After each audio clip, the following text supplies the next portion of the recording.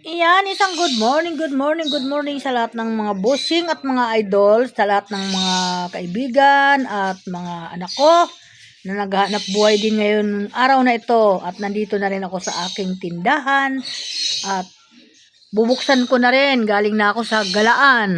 Yan, ang nangyari pa mga guys. Nakagat pa ako ng pusa. Di ko alam kung okay naman, wala naman ako naramdaman kasi inagad ko naman siya ng alcohol. Hindi ko na hindi ko alam na may pusa pala sa ilalim ng upuan, kaya yan. Ito na yung asawa ko. Minumuni-muni niya yung kanyang ititinda kung paano niya mababawasan yung binigay dito, dineliver ng anak niya. Ayan, napakadami daw. Sabi niya ganun, tuwan-tuwa siya. Ang ngiti niya parang hindi niya na hindi na siya mahirapan magpunta sa mga bilihan at dinadala na dito ng anak niya. Sabi nga, ito yung may karamdaman nga nagpupursige pa rin siya ang maghanap buhay para siya ay ma-exercise at mabawasan yung kanyang iniisip sa kanyang karamdaman. Di ba, gano'n naman talaga kasi baka malay mo magmilagro at pagtingin sa kanya ay bigla na lang wala na yung kanyang iniinda. Ganun lang po yon mga guys, wag natin isipin ang kung anumang problema dumating sa buhay natin.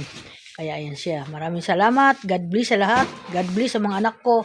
At salamat sa aking napuntahan na lugar sa Pangasinan na mahal namin bilas na si Flor at sila Ray at sila Edward at sa lahat ng mga kasama niya doon na aking nadatngan na sobrang inintindi din kami.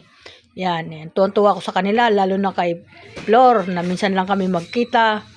Tuwan-tuwa ako sa kanya kasi hindi pa rin siya nagbabago mulat sa pulong nag-umpisa kami magkakilala. Parang parang turing ko din doon mga anak. Kaya yan. Ayan. Nagpasalamat din ako sa Panginoon nga nandito na kami nakarating ng maayos na ligtas na iningatan din kami ng Panginoon kahit papaano.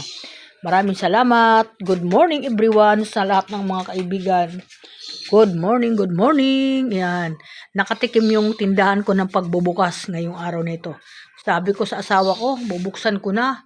Paano naman ako? Sabi ko nga ganun, ikaw, tuloy-tuloy yung paghahanap buhay mo sa pagtitinda yan. Sinasabit mo pa ako. Sabi ko nga ganun, paano naman ako? Sabi ko nga ganun. Sabi niya, hindi ka naman kikita dyan ng issue. Sabi ko nga ganun, kung may hinahangad yung malaking kitain, basta importante nakabukas ang tindahan ko. Ayan, ganyan katuwiran niya eh. Ba't ititimbang mo yan, Inda? Tingnan ko, di ba tinitimbang ang sukay mo? Oo nga. At tinitimbang niya yung aluminum foil, yung 5 meters, saka yung 8 meters. Kung mabigat ba, kung tama na 8 meters yung isa. Kasi hindi natin maintindihan ng mga suki natin, ang hinahanap nila 8 meters.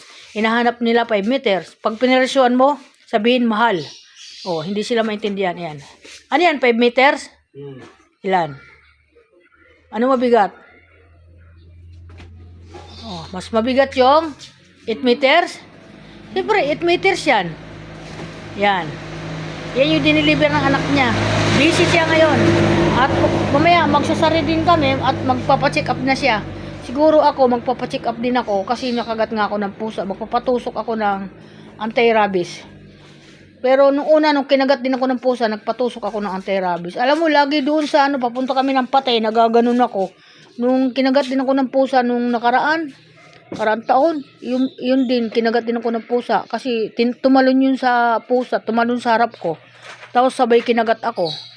Ayan, kaya ayan. Maraming salamat. Ang dami kong upo dito mga kaibigan, sa mga friends ko dito sa aking lugar. Pwede nyo ako dayuhin dito kasi ito, tinan mo, nabili ko. Opo, bibigay ko lang din sa inyo ng mura. Yan. Ang sarap, ang tamis. Binaon nga namin yan. Para kaming kumain ng kanin. Busog na busog kami at hindi kami nakaramdam ng hilo. Kasi gulay po yan. Healthy sa katawan. Yan, kaya ganon. Napakaganda sa katawan. Pati asawa ko, sabi nga asawa ko, ba't kasi unti lang nang niluto mo? Yung sakto lang, sayang kapag masira. Kumuha uli ako dito kanina.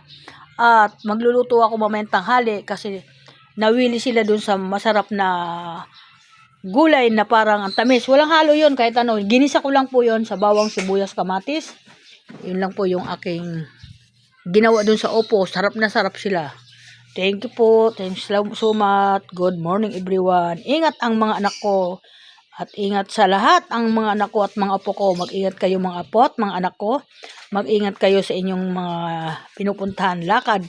Yan ang importante. At bago kayo lumabas ng pinto nyo, ay magbabanggit kayo ng tulong sa Panginoon kasi yun po ang mga importante sa atin buhay ngayon.